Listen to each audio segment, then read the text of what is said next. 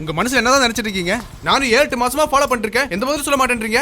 ஏதாவது ப்ராப்ளம்னா கூட சொன்னதானுங்க தெரிஞ்சுக்க முடியும். இப்படி அமைதியா இருந்தா மட்டும் விட்டுருவேன் நினைச்சீங்களா? அவ்வளவு ஈஸியா ஒன்றும் விட்டுற மாட்டோம். ஒரு பொண்ணுக்கு ஒரு பையனை பிடிக்கணும்னா ஃபாலோ பண்ண மட்டும் பத்தாது. அந்த பையன் அந்த பொண்ணுக்கு ஏதாவது பாதிப்பு ஏற்படுத்தி இருக்கணும். நீ எனக்கு இது வரைக்கும் எந்த விதமான பாதிப்பும் ஏற்படுத்தல. அப்புறம் எப்படி லவ் வரும்? பாதிப்பு ஏற்படுத்தணுமா? என்ன பாதிப்பு? என்ன சார் பாதிப்பு ஏற்படுத்தணும்னு சொல்லிட்டாங்க? அப்புறம் என்னதான் சார் பண்ணீங்க? அட இதுனுங்க பெரிய விஷயம். அந்த பொண்ணு போற வழியில வாழைப்பழ தோலையும் டைனேஜ் ஓபன் பண்ணா உள்ள பொத்துன விட போறாங்க. இதுவும் பாதிப்பு தானே? என்ன நான் சொல்றது? யோ நான் ஏதாவது சொல்லிட போறேன். ட்ரெயின் ட்ராக்ல ஃப்ளோ தானே போயிட்டு இருக்கு. ஏன் தண்டாளத்தை தலை வைக்கிற? தள்ளிப்படியா தம்பி, நீங்க இன்ஜினை ஸ்டார்ட் பண்ணுங்க. இப்பதான் நீ ஒழுங்கா பேசியிருக்க. என்ன சார் சூசைட் அட்டெம்ப்டா? சச்சே அதெல்லாம் இல்லைங்க. இந்த மாதிரி ஒரு போஸ்ட் ஓட்டுனா சிம்பதி ஒர்க் அவுட் ஆகி ஈஸியாக கரெக்ட் பண்ணிடலாம்னு நினச்சேன். சார் ஒர்க் அவுட் ஆச்சுங்களா? அது ஹே அங்க பாருடி.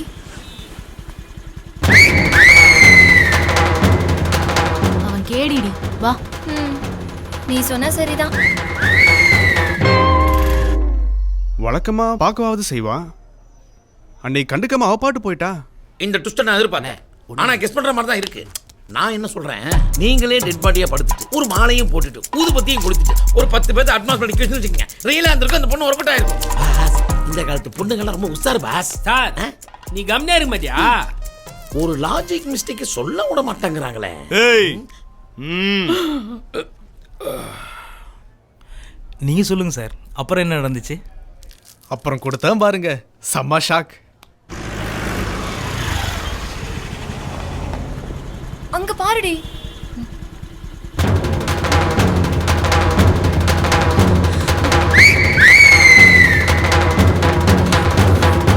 சூப்பர், இது செம பஞ்ச். கண்டினியூ. அப்புறம் என்ன பாஸ் பண்ணீங்க? டேய் நில்லுடா. ஏய் உன்ன தோண்ட நில்லு. நிக்க போறியா இல்லையா? அடிக்காதீங்க வலிக்குதுங்க. சொன்னாங்க ஐயோ வலிக்குதுங்க. போஸ்ட் போட்னா சொன்னாங்க அடிக்காதீங்க. வலிக்குதுங்க.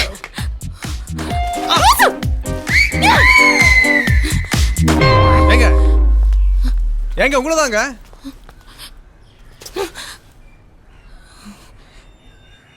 ஏங்க இப்பவாது பாதிப்பு வந்துருச்சாங்க.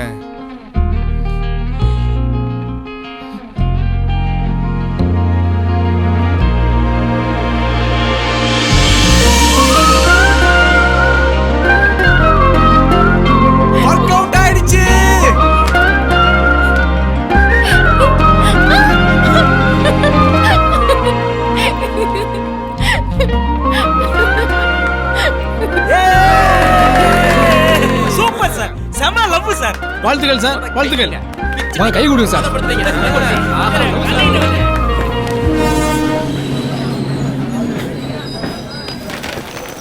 லா அண்ட் ஆர்டர் போலீஸை பார்த்து பயப்படுற பப்ளிக் நம்மளை பார்த்து ஏன் பயப்பட மாட்டேன்றாங்க? அதுக்கான காரணத்தை கண்டுபிடிக்கணும். உங்களுக்கு ஏதாவது தோணுதாயா? போலீஸுக்கு 100 நம்பர் இருக்க மாதிரி நமக்கும் ஒரு நம்பர் வாங்கணும் சார்.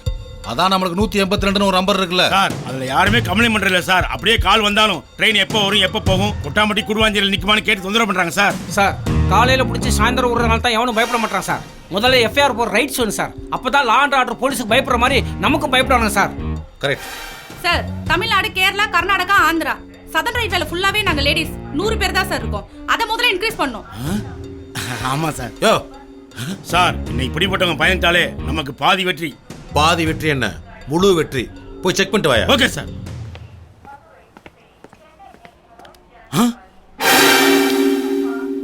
உங்களோட சரிங்க இதான் சரியா வரும். என்னையா சொல்றானுங்க? சார் அவன் வீட்டில் ஜாலியா தூங்குற மாதிரி தூங்கிட்டு இருக்கான் சார். தூங்கிட்டாடா இருக்கீங்க? உங்களை எப்படி எழுப்புறதுன்னு எனக்கு தெரியும்.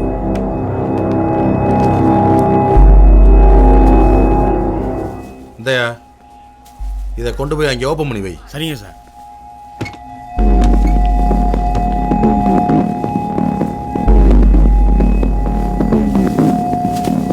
இப்போ நம்ம வழிக்கு வருவானுங்க பாரு. ஆமா சார். மசாலா நல்லா அரைச்சிருக்காங்க. இன்னைக்கு நீங்க செத்தீங்கடா.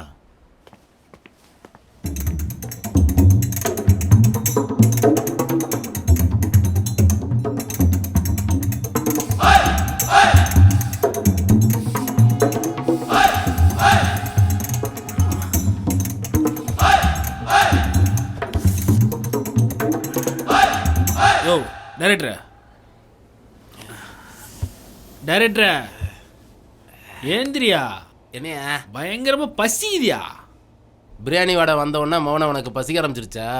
காலையில நாஸ்டா வேற துணியா அதான் பேய் பசி. அந்த ஓட்ட வழியா கேளு, தருவாங்க போ. மியால்மா சொல்றா? போய் கேட்டு பாரு. சரி விடு. சார் சார் சார் பயங்கரமா பசி, இது சாப்பிட்டதுனா கொடுங்க. மேட்டர் ஒர்க் அவுட் ஆயிடுச்சியா? டைரக்டரா என்ன எவ்வளவு விட்டாலும் கண்டுக்கவே மாட்டேன்றானுங்க. யோ இவங்க எப்பயுமே இப்படிதான்யா. சார் சார் நான் பிபி பேஷண்ட், மயக்கம் வருது, எதுனா துண்ண கொடுங்க சார். அங்க என்ன சத்தம்? தோரா ஒரு நாள் சாப்பிடாட்டி செத்து போயிட மாட்டீங்க. பச்சை தண்ணியோட தர முடியாது. போய் உட்கார்றா.